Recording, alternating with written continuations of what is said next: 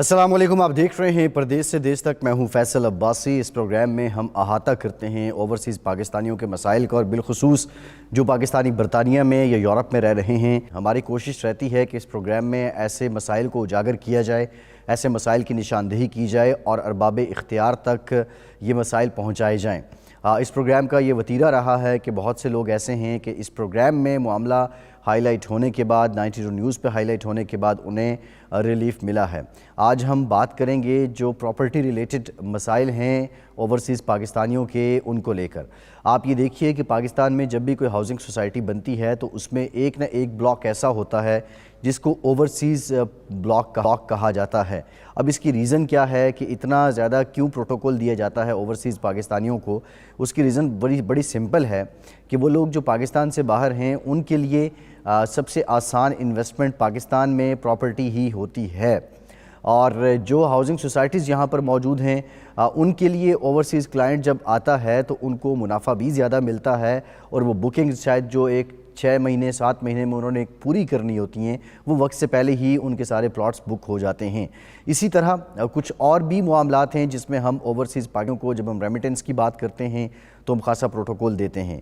लेकिन पाकिस्तान में जो कब्ज़े और मलकियत के क़वानीन हैं उन पर अमल दरामद को लेकर, या फिर जो पाकिस्तान का निज़ाम इंसाफ है उसमें डिले को लेकर ओवरसीज़ पाकिस्तानियों के बहुत ज़्यादा रिजर्वेशन हैं।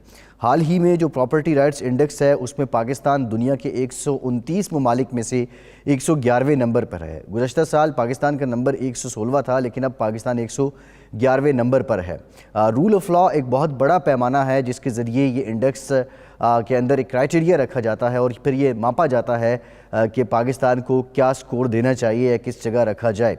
ओवरसीज़ पाकिस्तानी हमने देखा कि बहुत ज़्यादा अपने प्रॉपर्टी रिलेटेड मसाइल का शिकार रहते हैं, खा वो अदालतों में उनके केसेस हों, फिर उनमें तवालत हो, या उनकी प्रॉपर्टी पे कब्ज़ा हो जाए और फिर उस कब्ज़े से उस प्रॉपर्टी को वागुजार करवाना, ये यकीनी तौर पे ओवरसीज़ पाकिस्तानियों के लिए जान जोखों के खेल से मुतरादिफ नहीं है। लेकिन पाकिस्तान का निज़ाम इंसाफ, जिसको दुनिया भर में आइडियल नहीं समझा जाता, लेकिन फिर भी इस सब के बावजूद जो अदालतें हैं, अदालतों में केस करना, केस की पैरवी करना, ये एक बहुत बड़ा रिलीफ़ है ओवरसीज़ पाकिस्तानियों के लिए। डिले ज़रूर हो जाता है, लेकिन ऐसा नहीं है कि ओवरसीज़ पाकिस्तानियों को यहाँ से बिल्कुल इंसाफ न मिलता हो, बल्कि इंसाफ भी मिलता है। अब अगर आपकी कोई प्रॉपर्टी ऐसी है जिस पे कब्ज़ा हो चुका है, या आपकी मलकियत ट्रांसफ़र नहीं हो रही, या आपने कोई टेनेंट रखा है अब उसको खाली नहीं करना चाह रहा है, जो भी मसाइल हैं पाकिस्तान में, अगर आपके ये मामलात हैं तो उसके लिए आपको क्या करना चाहिए, आज के प्रोग्राम में हम यही बात करेंगे। साकिब रफ़ीक चौधरी साहब हैं, प्रॉपर्टी डेवलपर हैं, बरतानिया से हमारे साथ मौजूद हैं। साकिब साहब, जिस तरह आदिल साहब ब्रेक से पहले बता रहे थे, कुछ तो मामलात लिटिगेशन के हैं, लेकिन फ्रॉड किस नौइयत के होते हैं ओवरसीज़ पाकिस्तानियों के साथ प्रॉपर्टी को लेके? लेकिन जी शुक्रिया प्रोग्राम में दावत देने का। जो सबसे ज्यादा फ्रॉड होता है जी, वो तो ये होता है कि जिस अपने घर वाले को पैसे भेजते रहे हैं उसने सिरे से आपके नाम पे प्रॉपर्टी नहीं ली, वो प्रॉपर्टी अपने नाम पे लेके बैठा हुआ है। तो बहरहाल फ्रॉड मुख्तलिफ हैं। अभी आप देखें, मैं एक चीज ऐड करना चाहूंगा कि दुनिया में जितनी भी नई इजादात हुई हैं वो सारी किसी न किसी प्रॉब्लम को हल करने के लिए या किसी मसले को खत्म करने के लिए हुई है। सिमिलरली पाकिस्तान के अंदर जितने भी ये प्राइवेट प्रोजेक्ट और हाउसिंग सोसाइटीज और ये जो बड़ी कंपनीज आई हैं जिन्होंने मुख्तलिफ प्रोजेक्ट लाए हैं, इन्हीं मामलात को ठीक करने के लिए कि जो हमारी ज़रई ज़मीनें या हमारी ट्रेडिशनल लेन देन या पटवारी या गजावत सिस्टम या तहसीलदार सिस्टम में हुक्म थे, उनको ख़त्म करने के लिए हुआ। लोगों के साथ सबसे बड़ा फ्रॉड क्या होता था कि एक ज़मीन कई बार बिक जाती थी। फिर ज़रई ज़मीनों में जो है वहाँ के जो कब्जे के मामलात हैं वो बाहर की तरह के नहीं हैं। यहाँ पे लोग आदी होते हैं स्ट्रेट फॉरवर्ड सिस्टम के। फॉर एग्जांपल यूके में रजिस्ट्री ऑफिस है, जब चीजें एक दफा आपके नाम पे हो गई तो वो आपकी ही हैं। ना रजिस्ट्री ऑफिस ने किसी ने आपसे रिश्वत लेनी है। आप चले जाएं दुबई में, या आप इन्वेस्ट कर रहे हैं टर्की में, वहां पे भी यही है, स्ट्रेट फॉरवर्ड है, आपसे किसी ने रिश्वत लेनी नहीं। ना ही कागज एक प्रॉपर्टी 2 दफा बिक सकती है। और फिर अगर खुदा न खास्ता कोई बंदा ऐसे किसी काम में इन्वॉल्व होता भी है या पाया जाता है तो उसको पता होता है कि उसके कॉन्सिक्वेंसेस क्या हैं।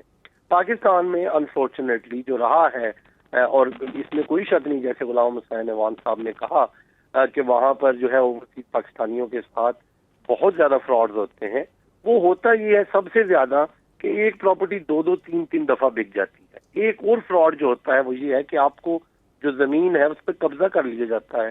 آپ آ گئے یہاں پر, آپ کا پلاٹ ہے, سب کو پتا ہے یہ لینڈ فلاں بندے کی ہے, یہ ساری فیملی باہر ہوتی ہے, اور جب آپ واپس گئے تو وہاں پہ کوئی ہاسپٹل بنا ہوا ہے, کوئی دکانیں بنی ہوئی ہیں, کوئی پلازا بنا ہوا ہے. اس کے بعد ہمارے قوانین جو ہیں, میرے وکلا بھائی یہاں بیٹھے ہوئے ہیں, وہ اس کے اوپر بہتر اپنا رائے دیں گے کہ وہاں پہ قوانین ایسے ہیں کہ اگر کسی نے قبضہ کر لیا ہے اور کوئی بلڈنگ بنا کے یا کوئی گھر بنا کے وہاں رہنا شروع ہو گیا ہے, یا ایون کاشتکاری والی زمین ہے, اور وہ دیکھا یہ جاتا ہے جی کہ کتنے عرصے سے اس کی کاشتکاری کون کر رہا ہے, تو اس کی گواہیاں آتی ہیں.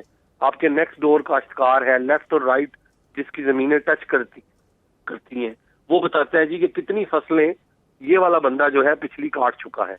تو اس طرح کے قوانین میں کمزوریاں ضرور ہیں, لیکن میں یہ سمجھتا ہوں کہ پرائیویٹ پروجیکٹس میں, سیمی پرائیویٹ پروجیکٹس میں, یا جو نئے ہاؤسنگ سوسائٹیز آئی ہیں اس میں بہت سی ایسی خرابیاں جو تھی ان کو ایڈریس کیا ہے, حالانکہ ابھی اس میں بھی مسائل موجود ہیں.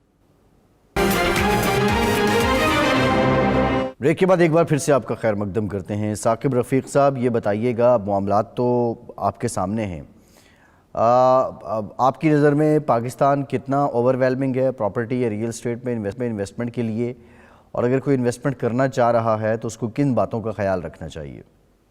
دیکھیں جی, اوور ویلمنگ کے حالات یہ ہیں کہ ابھی جو پاکستان کے بارے میں تمام تر نیگیٹیوٹی اور تمام تر خبروں کے باوجود کہ جی ہمارے سیلاب کے بعد جو حالات آئے اور گورنمنٹ کی بھی تبدیلی ہوئی, پھر بھی جو نومبر اور دسمبر ہے اس میں 94 ملین کی ڈائریکٹ فارن انویسٹمنٹ پاکستان میں آئی ہے, 94 ملین ڈالرز کی.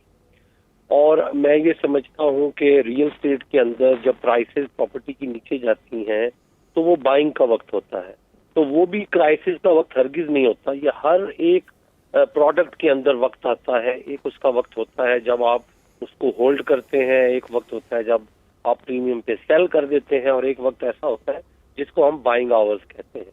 تو پاکستان کے اندر اس وقت جو اس کی کرنسی کی ڈیویلویشن ہوئی, یا جو سیلاب کے بعد تباہ کاریاں ہوئیں, اور ملک میں جو گندم اور اس طرح سے باقی اجناس کی کمی ہوئی ہے, this is the right time to invest in Pakistan. I'm not promoting a single project here. I'm not saying کہ جی پراپرٹی ہم سے کوئی خرید لے, لیکن پاکستان کو اس وقت اوورسیز پاکستانیوں کے چندے سے زیادہ ان کی انویسٹمنٹ کی ضرورت ہے, کیونکہ یہ انویسٹمنٹ پاکستان کو وقتی طور پہ سپورٹ کرے گی, لیکن خود ان کو لانگ ٹرم میں سپورٹ کرے گی. جہاں تک پاکستان کے اندر تعلق ہے کہ کتنی انویسٹمنٹ ہو رہی ہے, آپ پاکستان میں پشاور سے کراچی تک دیکھ لیں, کسی بھی شہر میں آپ مجھے بتائیں کہ کیا ڈیمانڈ پوری ہو پا رہی ہے. تھوڑی دیر پہلے نوید صاحب نے بھی یہی بات کی. اب ضرورت ہے سمر کی. لیکن میرا ایک ثاقب صاحب سپلیمنٹری کویسچن ہے اس میں. دیکھیں, یہاں پہ بہت زیادہ بات کی جاتی ہے کہ جو پولیٹیکل فگر ہیں اگر وہ کال کریں تو وہ بہت انویسٹمنٹ کرتے ہیں, کوئی مخصوص لیڈر اگر کال کرے یا باقی کریں تو نہیں کرتے.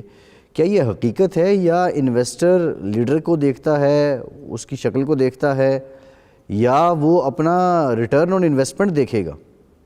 کہ میرے خیال میں یہ اس چیز کے ان فیکٹرز کے اثرات ڈیفینیٹلی ہوتے ہیں. یہ صرف پاکستان کے ساتھ نہیں ہے, یہ پوری دنیا میں ہے. لیکن انویسٹر کو بہرحال یہ سمجھنا ہے کہ انویسٹرز کے لیے پاکستان از فرسٹ. تو پاکستان کے اندر اگر آپ کو انویسٹ کر کے اچھا ریٹرن مل رہا ہے تو ان دا لانگ ٹرم ہم نے دیکھا ہے کہ پھر یہ چیزیں ثانوی حیثیت رکھتی ہیں. اب اس میں یہ نہیں کہہ سکتا کہ اگر کوئی بندہ کسی ایک خاص لیڈر کو پسند کرتا ہے تو وہ اگر اس کی کال پہ زیادہ جواب دے رہا ہے تو کوئی غلط ہے. یہ اس کا اپنے کانشیس ہے, اور اس کو اگر یہ جواب ہے تو دیٹس ہز رائٹ. اس کو اپنی اوپینین جہاں پہ ووٹ کے ذریعے استعمال کرنی چاہیے, انویسٹمنٹ کے ذریعے نہیں کرنی چاہیے, کیونکہ ملک کسی ایک پولیٹیشین کا نہیں ہے. ایونچولی ملک آپ کا ہے, اور اگر آپ پاکستان کی سپورٹ کریں گے اچھی جگہ سمجھ کے آپ وہاں انویسٹ کر رہے ہیں, کل جب ریٹرن آئے گا 7-8 دفعہ 10 دفعہ آپ کو 10 گنا, تو وہ آپ کو ریٹرن ملنا ہے. لیکن جو فیکٹر آپ نے کہا ہے ڈیفینیٹلی وہ فیکٹر جو ہے اس کے اثرات صحیح ہے. ٹھیک ہے, یہ بڑی امپورٹنٹ بات آپ نے کی, جو پاکستان کے اندر ایک ایسا پلیٹ فارم بنا دیا جائے, یا ایسی ایپ انٹروڈیوس کروا دی جائے, یا ایسا فورم بنا دیا جائے جو لوگ جو جانکاری حاصل کرنا چاہتے ہیں کسی پروجیکٹ سے ریلیٹڈ وہ اس پہ میسر ہو, لوگوں کی جو شکایات ہوں اس کی ٹریکنگ باضابطہ ہونی چاہیے، اور یہ سارے جو معاملات ہیں اس کو لے کر ایک نظام پیدا کرنے کی ضرورت ہے۔ غلام حسین امان صاحب آپ کا بہت شکریہ، عادل اصغر صاحب، نوید احمد صاحب، ثاقب رفیق صاحب، تمام مہمانوں کا بہت شکریہ۔ فیصل عباسی کو اجازت دیجیے۔